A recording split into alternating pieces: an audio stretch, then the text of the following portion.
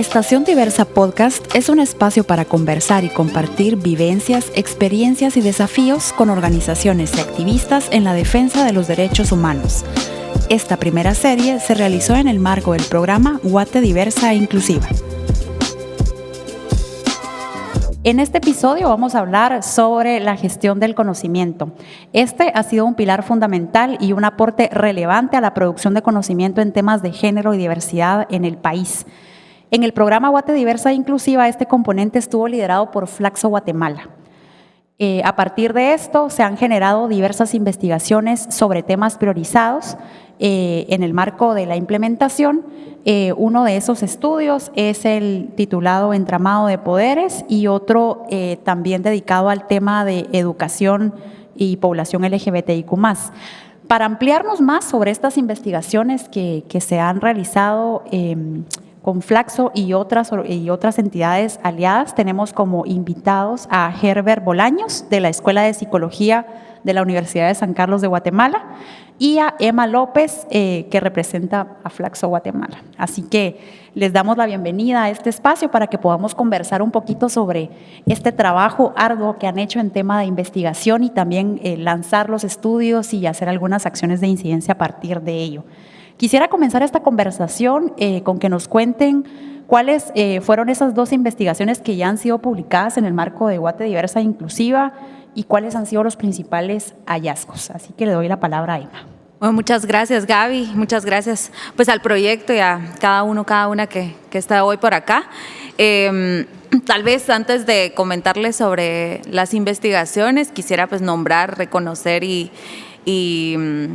saludar a Ana Lucía, que eventualmente va a escuchar este podcast. Ana Lucía Ramacini, pues le dolió mucho no poder asistir hoy, pero seguro que su corazón está acá, estuvo muy pendiente de este proceso, así que pues reconocer que el trabajo ha sido liderado por ella, ¿verdad? Y que su corazón está en esto. Y bueno, contarles sobre estas dos investigaciones que ya fueron publicadas en el marco del proyecto, que son Entramado de Poderes, el modus operandi de organizaciones antiderechos sexuales y reproductivos en Guatemala, que es de 2020. En términos generales, esta investigación realizada desde el Programa de Estudios de Género, Feminismo, Sexualidades de Flaxo Guatemala, pues lo que recoge, ¿verdad?, es las estrategias, que al final fueron 12, de grupos que ya se han ido mencionando en otros podcasts, ¿verdad?, como conservadores, antiderechos, la extrema derecha, pero bueno, nosotras quisimos nombrarlo como antiderechos sexuales y reproductivos de manera particular, porque creemos que es lo que hacen, ¿verdad?, coloquialmente bajo una mirada de defensores de la vida, pro vida, bajo una bandera, una sombría de ideología de género, pues terminan atentando contra los derechos humanos y derechos sexuales y reproductivos de manera específica sobre poblaciones particulares, ¿verdad? Y en el medio quedan las mujeres, la población LGBTIQ+, y las juventudes, ¿verdad? Como en las estrategias lo que van configurando es como la idea de un enemigo interno sobre el cual hay que accionar y sobre el cual pues también al reconocer el avance de sus derechos pues se considera que atenta contra valores conservadores que Guatemala representa. Sin embargo, pues esto atenta contra la ciudadanía y el ejercicio pleno de derechos de estas poblaciones y de la población en general, ¿verdad? Claro, bueno, y esto que mencionas, Emma, me parece, esencial, que al final ha sido como el discurso repetido de estos grupos conservadores, que es como defienden a la familia, ¿verdad?, en su modelo tradicional y defender a la vida, ¿verdad? Pero al final se evidencia que tienen detrás, ¿verdad?, todo un discurso que lo que intenta es vedar los derechos de la población LGBTIQ+, y también el control sobre los cuerpos de las mujeres, evidentemente. ¿Qué pasa con la investigación de educación y más como en el tema de ámbitos escolares? Gracias. Quizás nada más con esto que mencionabas, que bajo discursos, pero también estrategias, y que surgió también en el podcast anterior y los anteriores, ¿verdad? Es que no solamente se mueven en un ámbito político, sino lo que se identifica dentro de la investigación es una triada de poder, ¿verdad? Como el ámbito religioso, el ámbito político, pero también el económico, y eso como entramado de poderes pues hace que se fortalezcan, pero pues aquí estamos. En la lucha. En la lucha. Y el otro estudio que es la sobrevivencia y la invisibilidad, la vivencia de población LGBTIQ+ dentro de centros educativos, lo que trae, ¿verdad?, son justamente pues experiencias que adultos LGBTIQ+ pudieron compartir con el equipo de su paso en la escuela y colegios, y digamos que los hallazgos los pudimos ver como en dos líneas distintas. Primero, en las violencias que viven específicamente entre pares, ¿verdad?, entre los mismos niños, niñas, adolescentes y jóvenes, lo cual trae pues violencias también como ya desenmarañadas, ¿verdad?, que podemos identificar violencia psicológica, violencia sexual y violencia social. En términos de violencia psicológica, 6 de cada 10 participantes pues comentaron haber sufrido apodos, humillaciones, chistes en doble sentido. En términos de violencia sexual, pues mucho acoso sexual, mucho tocamiento. Nuevamente se repite lo de los chistes en doble sentido. También mucho acoso en los baños y en el recreo, ¿verdad?, que son los espacios que surgen como con mayor predominancia, como violentos, los cuales pues entendemos como lo simbólico que esto representa también, ¿verdad? Y en términos de violencia social, pues mucha exclusión, ¿verdad? Más del 50% decía que se había sentido excluida dentro de los centros educativos, y de ahí que el estudio se llama entre la sobrevivencia y la invisibilidad, ¿verdad? Porque entre más invisibles pasaban, entonces era más fácil sobrevivir esta etapa y estos espacios. Y la otra línea de hallazgos pues era más en la línea de las violencias ejercidas por profesores y profesoras, ¿verdad?, que también como adultos responsables, como pues la figura que representan dentro de los centros educativos, más bien terminan siendo como actores clave para una cultura de impunidad, ¿verdad? Lo que las experiencias nos van comentando es que no ejercían, no sancionaban, no denunciaban ninguna de estas acciones dentro de las aulas o fuera de las aulas, y en otros casos incluso las personas LGBTIQ+ eran quienes eran sancionadas, incluso expulsadas por no cumplir la heteronorma. Entonces pues vemos otra vez el entramado de poderes aquí también, ¿verdad?, donde entre pares también se ve sustentado a partir de estas personas clave que deberían ser pues estas guías, estos representantes de otras culturas, de poder ser y hacer dentro de las aulas, pero en los hallazgos de investigación pues encontramos muy pocas acciones afirmativas de inclusión dentro de los centros educativos. Claro, y al final también como que las dos investigaciones nos posibilitan tener como un contexto como más global, ¿verdad?, con el entramado de poderes, y también ya después profundizar desde esta investigación social ya como en un entorno particular como es la escuela y los entornos estudiantiles que deberían ser espacios seguros, ¿verdad?, para la población, para las niñas, niños, adolescentes y personas jóvenes, pero de acuerdo a esos hallazgos que se han evidenciado en la investigación, pues vemos que no sucede eso, ¿verdad? Quiero contarles a las personas que nos están escuchando que ambos estudios pueden descargarlos tanto del sitio web de Flaxo Guatemala como del sitio web de IVOS América Latina. Las dos investigaciones están disponibles para que ustedes puedan consultarlas y pues profundizar más en esos hallazgos. Ahora quiero contarles que también tenemos una tercera investigación en curso. Y para eso pues vamos a darle la palabra a Herbert para que nos cuente un poquito. Esta investigación está como muy enfocada al tema de bueno, vamos a nombrarles terapias de conversión, pero Herbert ya nos va a corregir con el término correcto. Que igual está liderando Flaxo en conjunto con la Escuela de Psicología. Y en principio quisiera que me contés cuál puede ser el impacto de estas terapias en las personas y en la población LGBTIQ+. Muchas gracias. Bueno, yo aprovecho a agradecer a Ivos y también a Flaxo, ¿verdad? El haber hecho parte a la escuela de este esfuerzo. Para nosotros es muy importante, justamente por este término incorrecto, pero que funciona, ¿verdad? Que de alguna manera sitúa el tema, nos ubica. La investigación no se está centrando tanto en identificar las consecuencias en la población diversa, sino en identificar los discursos, las narrativas que hay detrás.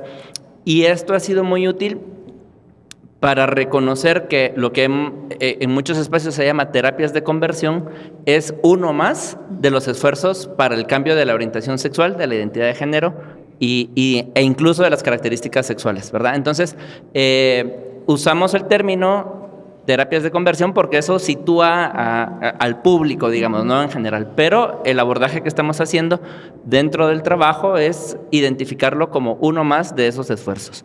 Entonces, cuando revisamos eso, en realidad es que los ECOCIEG nos afectan a todos, a todas, a todes, ¿verdad? No es solo algo que ocurre o que afrontan las personas que finalmente se identifiquen o no, ¿verdad? Por una orientación, por una identidad sexual. Las personas heterosexuales también pasan por estos esfuerzos porque se mantengan, ¿verdad? Nosotros en un momento decíamos como que hay que prevenir desde la lógica de estas personas que sus hijos o sus hijas sean personas diversas, ¿verdad? Entonces hay un sometimiento de la identidad, del impulso de ser, del juego, de la exploración, incluso de la propia sexualidad. En ese sentido, pues es grave, ¿verdad? Que sea una violencia tan normalizada que no notamos, que incluso la gente diga hay que hacerlo porque si no, ¿verdad? Y que empiece desde el hogar, que se traslade a la escuela, que esté presente en las iglesias, ¿verdad? Las iglesias tienen muchísimo del discurso, aunque nosotros hemos centrado el trabajo en el ámbito educativo, en continuación del trabajo que ya comentaba Emma, y en el ámbito terapéutico, ¿verdad? Desde la Escuela de Psicología hay ese interés y pues ahí se vuelven mucho más graves los efectos, ¿verdad? De hecho, han sido reconocidos como entornos torturantes, ¿verdad? En donde puede llegarse al extremo de sufrir tortura. Y en ese sentido, ¿por qué tortura? Porque la intención es superar, quebrar, ¿verdad? La forma de ser de la persona, su psiquismo, ¿verdad? Aniquilarlo y construirle, implantarle, obligarle a aceptar otro, ¿verdad? Y es algo que en los testimonios alguna persona decía, ¿verdad? Me tocó ir a un retiro religioso y decir, bueno, sí, ¿verdad? Yo era, ¿verdad? De otra identidad, pero ya me reconocí bien. Y aunque no se lo creía, se estaba traicionando, ¿verdad? Y esa culpa, esa vergüenza que se van incorporando son procesos muy fuertes, muy difíciles luego también de sanar, ¿verdad? Porque son heridas que uno mismo llega a hacerse en algún momento. Y sobre todo también al final como respondiendo, ¿verdad? A este sistema heteronormado, ¿verdad? Binario, en el que nada puede ser distinto a eso, ¿verdad? Es demasiado difícil enfrentarte y también tener como esas herramientas para poder ir rompiendo como con esas creencias como absolutistas, ¿verdad? Que han negado la existencia de las personas LGBTIQ+, de otras identidades de género y de otras orientaciones sexuales y pues todo lo que el espectro significa, ¿verdad? Emma, quisiera volver contigo para que me contes un poquito sobre cuáles han sido las principales acciones de incidencia que han estado promoviendo a partir de estas dos investigaciones que se han lanzado. Gracias, Gaby. De hecho, cuando entré al salón, lo primero que vi fue la foto de Balda, sí, ¿verdad? Que también está aquí presente. Y Balda tenía una frase que con Ana Lucía nos gusta retomar todo el tiempo y es: las investigaciones no están para empolvarse en las libreras. Así que mover los estudios y sobre todo pues utilizarlos como herramientas para la incidencia ha sido fundamental y pues en el marco del proyecto esto ha sido posible, ¿verdad? En el caso de entramado de poderes, pues ha sido, yo creo, una herramienta poderosa, especialmente para las organizaciones que trabajan derechos sexuales y reproductivos. Escuchaba a la compañera y el compañero anterior, del podcast anterior, y decían, bueno, las narrativas, pero esas narrativas, digamos, son recuperadas también en investigaciones como esta, ¿verdad? ¿Qué están diciendo? ¿Bajo qué lógicas están actuando? Y otros accionarios también como a niveles incluso locales, ¿verdad? No solo como en altos mandos. Entonces, cuando trasladamos estos hallazgos, ¿verdad? Y esta información y lo compartimos y socializamos con las organizaciones, pues como que va amalgamando y va empalmando con cosas que ellos ya vienen viendo, ¿verdad? Claro. Y también va afinando y repensando pues estas estrategias para dar respuesta. Por eso decía, pues aquí estamos, ¿verdad? Y estamos porque nos vamos haciendo pues una articulación importante en ese sentido. Y asimismo, ¿verdad? Desde la comunicación también han utilizado y han invitado a distintos formatos de socialización, pero también creo que de construir las lógicas de la academia en la que todo tiene que ser un libro, ¿verdad? Y extenso, y traducirlo a otros formatos más amigables, ¿verdad? Claro. Como podcast, como entrevistas, como, no sé, algunos TikToks. Entonces, entramado de poderes creo que ha sido importante en ese sentido, y no solo nacional, sino también internacionalmente, porque los grupos antiderechos pues están en toda la región, ¿verdad? Y no son muy distintos, a pesar de los matices que podemos encontrar en el país.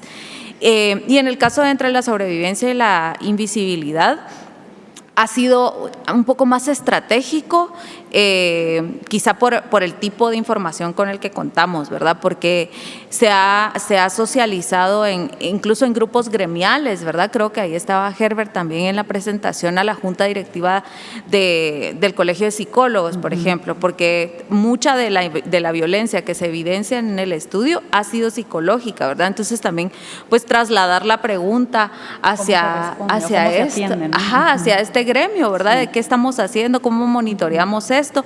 En esta presentación también estaba el director de la Escuela de Psicología, ¿verdad? Porque también cómo estamos formando a los nuevos psicólogos y psicólogas en ese sentido. Ahí está la pregunta para Gerard. Claro, esa te toca después. Pero también, digamos, hemos llegado a otras comisiones, por ejemplo, a la Comisión del Menor y la Familia, donde fue invitado el Ministerio de Educación para darle a conocer pues estos hallazgos, ¿verdad? Y también colocar preguntas donde sean necesarias, ¿verdad? De cuáles son las denuncias que se tienen en el Ministerio de Educación y la respuesta que están dando. Y así otros espacios pues donde se va considerando que es importante contar con estos hallazgos, pero como decía, sacarlo de las libreras para trasladarlo a estos otros formatos, y que además sirvan como elementos para interpelar a la institucionalidad, claro. ¿Verdad? Bueno, y Emma, de verdad que me encantó esa reflexión que haces sobre que de verdad las investigaciones no solo sirvan para adornar nuestras libreras, sino que de verdad sean como esas herramientas de incidencia y también de visibilizar las problemáticas que son necesarias de resolver. Y también agradezco que hayas traído a la conversación a nuestra querida Valda Barrios, que la llevamos en el corazón. Para las personas que nos están escuchando, Valda Barrios era una feminista académica reconocida con una gran trayectoria de trabajo en el país, y pues que se ha transformado en luz y que nos sigue iluminando hasta ahora, y que la recordamos con mucho cariño por todo el aporte que ha hecho al programa Guate Diversa Inclusiva. Herbert, quisiera que me contes un poquito de cómo va el proceso de la investigación que nos hablabas, y qué acciones han pensado ustedes cuando ya salga, ¿verdad? ¿Qué les gustaría hacer a partir de esto? Así como la pregunta que hacía Emma, ¿verdad? Bueno, ¿qué va a hacer como el gremio psicológico para de verdad como desmontar esos mitos y toda esa pues desinformación que hay alrededor de este tema? Gracias. Bueno, en principio retomo justo lo último que decías, ¿verdad? Hay muchísima desinformación y hay además mal información, ¿verdad? Como dos cosas distintas. Hay gente que dice, no sé, ¿verdad? Y hay gente que dice, yo sé, y cuando te cuenta lo que sabe, ves que eso no tiene, en términos del qué hacer de la psicología, ni conceptos, ni hilo científico, ni estudios detrás, ¿verdad? Hay una práctica más bien digamos, popularizada, ¿verdad? Pero que no tiene respaldo científico. Entonces, eso es una de las cosas que encontramos, ¿verdad? Mucha invisibilización, lo que también ya alguien comentaba en uno de los podcasts, ¿verdad? Aquí esa variable no importa, ¿verdad? Claro. Aquí no preguntamos eso porque la gente se ofende, ¿verdad? Colegios diciendo, pues es que aquí no hay casos, ¿verdad? Cuando sabemos que sí, ¿verdad? Que hay un esfuerzo de invisibilización.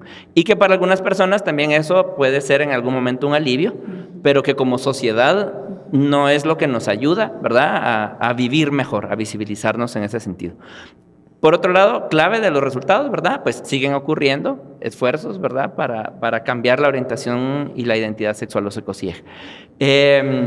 También encontramos un hilo de narrativas, un poco en la misma línea del entramado de poderes, ¿verdad? Un hilo de narrativas desde la familia cis heteronormada, ¿verdad? Con el eufemismo que se le quiera poner, ¿verdad? El diseño original o lo que sea. Tradicional, cualquiera, ¿verdad? Pero también vamos viendo cómo estos eufemismos se van utilizando para escapar del control social que sí hay, ¿verdad? Claro. Y ese control yo creo que también es una evidencia importante. No logramos hablar con ninguna persona que nos diga, sí, nosotros lo practicamos o yo lo practico. Aunque contactamos a algunas personas que lo hacen, fue como, aquí no hacemos eso, claro, ¿verdad? O en algún caso, no estamos dispuestos, no nos interesa, esto no. Eso es un vacío que nosotros reconocemos en la investigación, porque era muy importante escuchar las dos posturas, ¿verdad? Ajá. Sin embargo, pues sí sabemos por los testimonios que ya hay, ¿verdad? Un poco cómo opera y a partir de ahí estamos revisando qué es lo que se hace.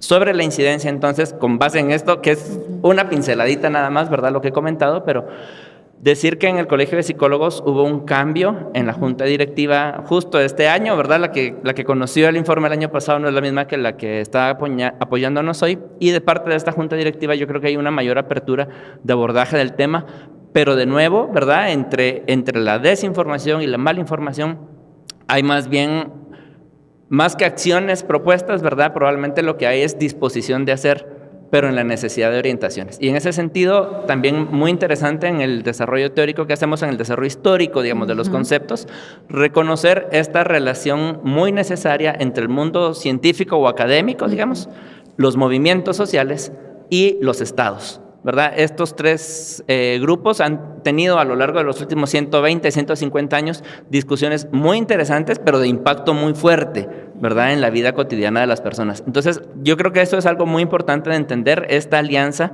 que hace falta entre la academia, los movimientos sociales para tener incidencia, ¿verdad? No hay incidencia solo desde uno de esos dos lados, porque lo que nos propusimos también es un estudio exploratorio, ¿verdad? Es como entrar a ver. Y una de las acciones de incidencia importantísima es lograr que la academia haga investigación sobre el tema en Guatemala, ¿verdad? Si no logramos eso, tampoco tenemos el respaldo para decir por dónde, ¿verdad? Claro que el apoyo del trabajo periodístico, que también pues Emma tuvo ahí una tarea ardua en la revisión, ¿verdad? De ir a buscar todo lo que desde notas de prensa y en otros estudios se ha publicado, pero lo que vemos es que es una publicación, ¿verdad? Que bastante más reciente que de lo que esperábamos y que va posicionando el tema así como muy lentamente. Eso para la discusión académica es un insumo, pero no es suficiente, ¿verdad? Entonces la academia tiene que involucrarse en el tema muy fuertemente. Y por otro lado, también confiamos en lograr incidencia a la luz de un nuevo gobierno con Ministerio de Salud y Ministerio de Educación, en donde además el trabajo no es solo convencer a alguien, ¿verdad?, que llegue con una mirada distinta, sino transformar procesos cotidianos. Lo que ya también se decía, ¿verdad?, cómo se registran los casos para el gremio de la salud mental, qué manual es el que se está usando, ¿verdad?, para diagnosticar, etcétera. Entonces, ahí hay un trabajo de incidencia muy, muy largo, que yo creo que del proyecto también una cuestión importantísima es que la escuela se sumó, ¿verdad? Y que esa disposición también debiera transformar el pensum de la escuela, ¿verdad? Es un trabajo bastante largo, pero también es una entrada a la universidad, ¿verdad? Empezar desde la escuela de psicología, pero irlo también trasladando a otras unidades académicas. Para nosotros el tema toca así, ¿verdad? Nuestra profunda responsabilidad para otras unidades académicas probablemente menos, ¿verdad? Pero parte de visibilizar eso, creemos que es una estrategia de incidencia muy importante. Es el trabajo que viene, ¿verdad? Es lo que bueno, viene. Y sin lugar a dudas también la investigación, tanto que están concluyendo con Flaxo y la Escuela de Psicología, como las dos que ya están publicadas, evidentemente son herramientas fundamentales para mover esas acciones, para crear esas alianzas estratégicas que son necesarias para lograr esos cambios de transformación que necesitamos, ¿verdad? Cambios y transformaciones. Quiero agradecerles a ambos el espacio. Finalmente, como para terminar, me encantaría que desde su experiencia en la investigación social, ¿cómo se imaginan ustedes el futuro de los derechos humanos para la población LGBTIQ+? Yo creo que es complicado avisorar futuros en el país de la incertidumbre. Y bueno, es cierto. Una parte de mí, bueno, yo suelo identificarme como pesimista esperanzada. Entonces, lo que viene creo que nos sostiene la esperanza de que pueda haber cambios sustanciales específicamente para las tres poblaciones que mencionaba previamente, ¿verdad? Para las mujeres, para la población LGBTIQ+ y juventudes. Entramado de Poderes ya nos decía que las estrategias están centradas en controlar la autonomía, restringir las identidades y expresiones que van fuera de la norma. Entonces creo que en esa esperanza podemos tener autonomía sobre nuestros cuerpos, podemos identificarnos y existir de las maneras que deseemos y que nos permiten pues, desarrollarnos plenamente. Pero eso no va, los derechos nunca han sido regalados. Claro. Esto no se va a dar porque sí y porque nos los van a regalar. Seguro que va a seguir requiriendo de gestión del conocimiento, de comunicación, de periodismo consciente, de articulación, de lucha, de defensa de la alegría, porque sin la alegría no vamos a poder conseguir nada. Y como decía un libro que me regaló mi amiga Laura Asturias, pues si no puedo bailar no es mi revolución, así que sea así, ¿verdad? Defendiendo siempre la alegría, pero seguro que falta un camino, pero hacia allá caminamos. Y vamos a bailar. Vamos a bailar mientras vamos. Herbert. Bueno, yo coincido en que los derechos en general, pero sobre todo los derechos humanos han sido una lucha y creo que en el futuro también hay que tener claro que nunca hay que darlos por ganados, ¿verdad? Que esa lucha debe continuar, pero que tampoco hay que considerarlos suficientes. ¿Verdad? Es decir, haber ganado un derecho debiera impulsarnos a luchar por otros. Pero lo que me conmueve muchísimo es pensar que esa lucha no nos cueste la vida. Eso. ¿Verdad? Eso creo que es como un mínimo, ¿verdad? Un sueño mínimo, lograr que esta lucha por los derechos humanos no le cueste la vida a nadie. Eso sería suficiente. Pero además yo creo que esto, ¿verdad? Que sea una lucha alegre, que sea una lucha de satisfacciones, que sea una lucha radical, ¿verdad? Creo que eso es importantísimo, que nos atraviese el cuerpo y no solo el discurso, ¿verdad? Creo que eso es que cada población al luchar por sus derechos se inunde, ¿verdad? De esa lucha y lo asuma radicalmente, ¿verdad? Eso lo puede acelerar. Bueno, con estas reflexiones tan profundas, emotivas y lindas, les quiero agradecer a ambos el habernos compartido sus reflexiones y también invitar a nuestra audiencia a que descarguen los estudios que, como les comentaba, están disponibles. Hagamos los nuestros, hagamos los instrumentos para hacer incidencia, para hacer esos cambios que queremos, para que todas las personas vivamos con dignidad, con alegría y con libertad de ser quienes somos. Y de verdad, Herbert, te abrazo muchísimo. Gracias. Y también, Emma, muchísimas gracias por haber compartido con nosotras este espacio. Y Ana Lucía, le mandamos un abrazo hasta Sudáfrica, que ahorita anda hasta el otro lado del mundo, pero yo sé que le hubiera encantado. Pero su corazón viene acá. Sí, el corazón de Ana Lucía está aquí.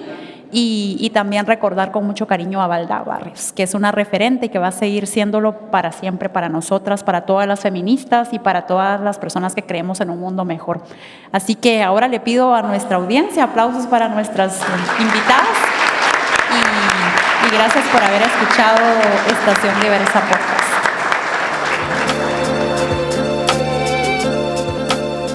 Este episodio de Estación Diversa Podcast fue grabado en vivo en el evento de cierre del programa Guate Diversa e Inclusiva, implementado por IVOS y financiado por la Embajada de Suecia en Guatemala.